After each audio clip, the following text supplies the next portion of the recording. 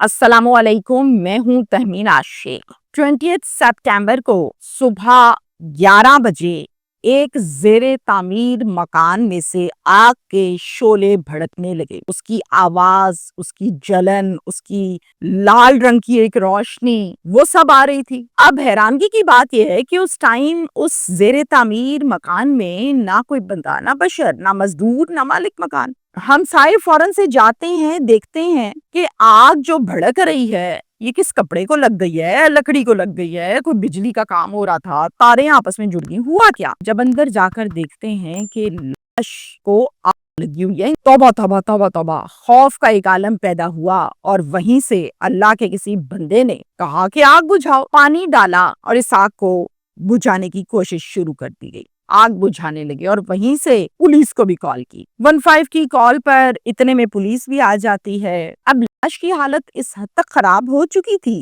कि लाश उस टाइम पहचानी भी नहीं जा रही थी। इसके पास पड़े जूतों से और कपड़े के कुछ वो टुकड़े जो अभी जले नहीं थे, बचे हुए थे, उनसे शनाख्त हो जाती है और मालूम होता है कि ये लाश औरत की नहीं है बल्कि किसी मर्द की लाश है। मरने वाले की फैमिली ने इस केस से रिलेटेड सारी हकीकत खोल कर रख दी है। किसने ये कत्ल किया? हकीकत बड़ी खौफनाक है, बड़ी घटिया तरीन हकीकत है। ये कत्ल होने वाला आदमी कौन था? किसने कत्ल किया? वजह अनात क्या है? कत्ल करने में एक शख्स का हाथ है या ज्यादा का है? और क्या इसको इसी जेरे तामीर मकान में ही कत्ल किया और यहीं पर आग लगाई, या फिर कत्ल कहीं और किया और यहाँ पर लाकर इसको आग लगाई गई ताकि इस मामले को छुपाया जा सके, लेकिन मामला नहीं छुपा।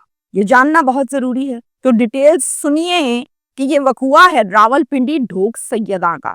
शाहिद अली नाम का शख्स घर का सरबराह है और इसकी बीवी का नाम है चांदनी बीबी। इनके 6 बच्चे हैं। शाहिद के जो वालिद हैं उनका नाम है हाजी नजीर अहमद और भाई का नाम है असद। अब वालिद साहब जो हैं वो शाहिद के साथ नहीं रहते बल्कि दूसरे बेटे असद के घर पर रहते हैं और जिंदगी जो है वो अच्छी खासी चल रही है। कोई मसला, कोई झगड़ा, कोई प्रॉब्लम इनके साथ नहीं है।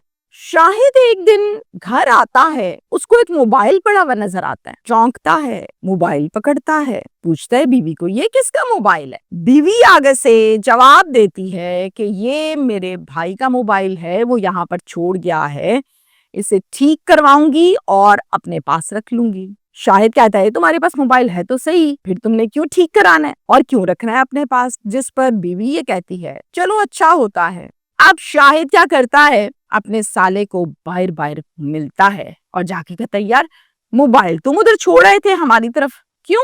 साला जवाब देता है कौन सा मोबाइल, मैंने तो कोई मोबाइल नहीं तुम्हारे घर छोड़ा। शाहिद के कान खड़े हुए, उसको शो तो ना करवाया, बात चेंज कर दी, लेकिन उसको शक अंदर ही अंदर पड़ गया कि चक्कर क्या है भाई, मोबाइल कहाँ से आ गया जब इसने नहीं छोड़ा और बीवी कहती है कि उसने छोड़ा है, तो कोई तो बात है अंदर ही अंदर जो मुझसे छुपाई जा रही है। अब शाहिद क्या करता है, मामूल से हटकर एक दिन घर आता है, आहिस्ता आहिस्ता आके सीधा घर के अंदर घुस के कमरे में जाके देखता है कि बेगम साहिबा उसी मोबाइल के ऊपर फोन पर लगी हुई हैं। उसका शक और मजबूत हो जाता है, फौरन से मोबाइल छीनता है और छीन कर देखता है, अपने कान को लगाता है तो आगे एक लड़के की आवाज होती है जो बात कर रहा था। बहुत गुस्सा करता है, बीवी से लड़ता है, झगड़ता है और उसे कहता है कि तुम्हें कोई शर्म और हया नाम की चीज है? ये क्या गुल खिला रही हो? 6 बच्चों की तुम माँ हो और अपनी करतूतें देखो, अपने कान चेक करो।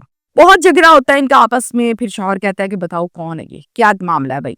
बीवी बताती है कि इसका नाम कामरान है, अभी कुछ ही दिन हुए मेरी इससे बात हो रही है, इससे ज्यादा नहीं। अल्लाह का नेक बंदा शाहिद बीवी को कहता है तुम 6 बच्चों की माँ हो, बनता तो ये है कि तुम्हें छोड़ दिया जाए, लेकिन मैं अपने बच्चों के सदके तुम्हें माफ कर रहा हूँ, लेकिन ये जिंदगी की आखिरी गलती है, आइंदा ऐसी गलती ना करना दोबारा, और बस बात यहाँ पर खत्म करो। यकीन कीजिए शाहिद ये बात अपने ससुर को नहीं बताता, अपने साले को नहीं बताता और बस खत्म कर देता है कमरे में बात।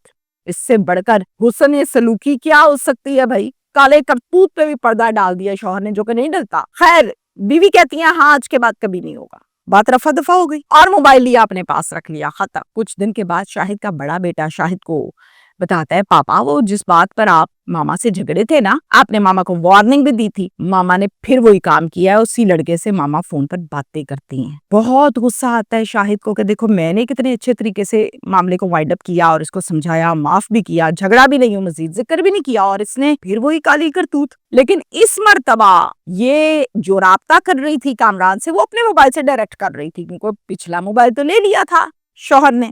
شاہد بہت سوچتا ہے کہ یہ باز نہیں آ رہی، وہ کیا کرتا ہے اب کی دفعہ سسر کو اور اپنے سالے کو گھر بلاتا ہے، بٹھاتا ہے اور تسلی سے ان کو ساری بات بتاتا ہے کہ اس نے پہلے بھی یہ حرکت کی ہے، میں نے معاف کر دیا، اور اب پھر یہ حرکت اس نے کی ہے۔ بیوی آگے سے جواب دیتی ہے یہ میرے کردار پر الزام لگا رہا ہے، شک کرتا ہے، جھوٹ بول رہا ہے، مجھے گندا کر رہا ہے، ایسا کوئی معاملہ ہے ہی نہیں، چکر ہی نہیں ہے۔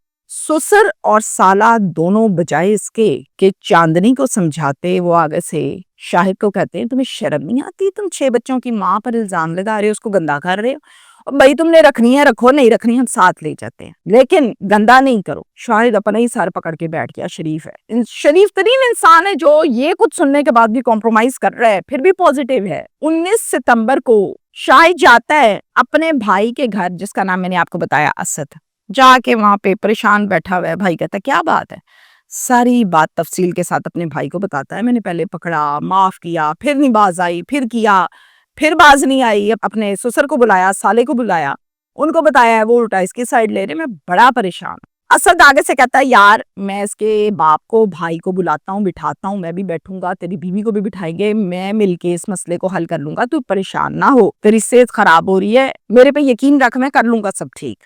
20 ستمبر کی صبح چاندنی ناشتہ بناتی ہے اپنے شوہر کا، اور اس ناشتے میں زہر ملا دیتی ہے، لا کے بڑے پیار محبت سے وہ ناشتہ شوہر کو کرواتی ہے، اور کچھ ہی دیر کے بعد وہ وہیں پر ڈھیر ہو جاتا ہے۔ اب جناب فوراً سے کامران کو کال کر کے بتاتی ہے کہ میں نے کام کر دیا ہے، تم آ جاؤ۔ کامران بھی جھٹ پٹ آ جاتا ہے۔ اب اندر ہی اندر کامران اس بات پر ڈر رہا تھا، اس کو شک تھا کہ ایسا نہ ہو کہ پھر سے کہیں اٹھ کے بیٹھ جائے، یہ بچی نہ جائے، اینٹ پکڑتا ہے، اس کے سر میں مارتا ہے، 1 نہیں 2 نہیں، لگاتار اینٹیں مار مار کے کہ اچھی طرح یہ مر جائے، تسلی کر رہا ہے۔ اس کی لاش کو بوری میں بند کرتا ہے، ڈالتا ہے، اور اب سوچ رہا ہے کہ کدھر ٹھکانے لگاؤں، کدھر ٹھکانے لگاؤں، کب جان چھٹے، کدھر کروں، کسی کو پتہ نہیں چل جائے۔ دونوں آپس میں گپے مار رہے ہیں۔ کہتا ہے ایسا کرتے ہیں آگ لگا دیتے ہیں اس کی لاش کو، خود ہی جل جل کے ختم ہو جائے گی۔ چاندنی کہتی ہے کہ اس گھر میں آگ نہیں لگانی، بچے سوئے ہوئے ہیں، دھواں نکلے گا، ہمسائے اٹھ جائیں گے، پکڑے جائیں گے، لگانی ہے تو کہیں اور لگاؤ۔ اب سوچ بچار کرتے ہیں تو اسی گلی میں جہاں ان کا گھر ہے اس سے کچھ گھر چھوڑ کے آگے ایک مکان میں کنسٹرکشن ہو رہی ہے، زیر تعمیر ہے، وہاں پر اس بوری کو لے کر جاتا ہے اور آگ لگا دیتا ہے، اور پھر جب تسلی کرتا ہے کہ ہاں لگ گئی ہے، پھر وہاں سے خود آ جاتا ہے۔ اب جناب اپنی طرف سے یہ لگا کے آیا تھا کہ قصہ ختم ہو جائے گا، پوری کی پوری جل جائے گی اور بات ختم، لیکن معاملہ ختم نہیں ہوا، معاملہ چھپا نہیں، ہمیشہ کی طرح قتل پھر سے اوپن ہوا۔ کیسے؟ لاش کو جو اس نے آگ لگائی تھی وہ بھڑکتی چلی گئی، وہ بھڑکتی چلی گئی، اور بھڑکتے بھڑکتے شعلے دکھائی دینے لگے، ہمسایوں کو دھواں آیا، اسمیل آئی، تو ہمسائے اکٹھے ہو گئے، تو پھر دیکھا جا کر تو پتا چلا کہ یہ تو لاش ہے، آگ بجھانے لگے، اور وہیں سے پولیس کو کال کی۔ تھانے کا نام ہے جناب ریس کورس، وہاں کی نفری آئی، آ کے وقوع دیکھا، اس لاش کو پوسٹ مارٹم کے لیے ہسپتال شفٹ کیا، اور پھر اس وقوعے پر کام شروع کیا، اور پوسٹ مارٹم کے بعد جب دوبارہ سے شناخت کے عمل کو شروع کیا گیا تو جناب پتا چل گیا کہ یہ تو شاہد کی لاش ہے، اور شاہد کے جب گھر کو ٹریس کیا گیا، بیوی کو ٹریس کیا گیا، تو بیوی کے گھر جب گئے، شاہد کے گھر جب گئے تو جناب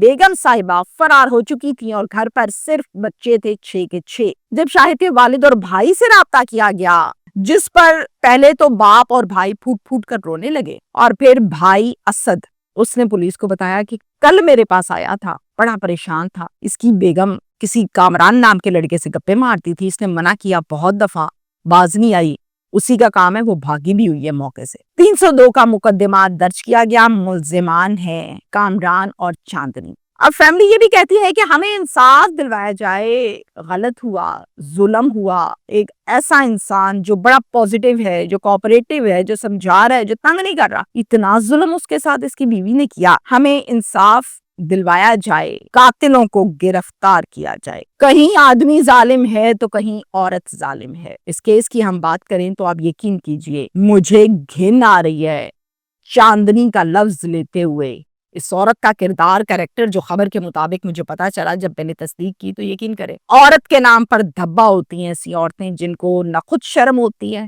نہ اپنی عزت کا پتا ہوتا ہے نہ گھر کی عزت کا پتا ہوتا ہے. میں کہتی ہوں فرشتہ انسان جس نے بیوی کی بد کرداری کو دیکھنے کے بعد بھی اس کو قبول کیا اور ایک طرف وہ بد کردار بیوی جس نے اپنی بد کرداری کو چار چاند لگانے کے لیے اس باوفا شریف شخص کو شوہر کو قتل کروا دیا. تمام مرد کان کھول کے یہ بات سن لیں خدا کا واسطہ ہے آپ لوگوں کو اپنی یہ ناجائز محبوبائیں بہت پیاری لگتی ہیں کہ ہم سے وفا کریں گی.